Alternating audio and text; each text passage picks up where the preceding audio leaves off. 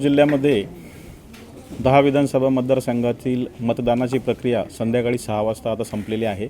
काही तुरळक अपवाद वगळता ज्या ठिकाणी लोक 6 पूर्वी रांगेमध्ये उभे होते त्यांची मतदान प्रक्रिया सुरू आहे, ती लवकरच संपेल।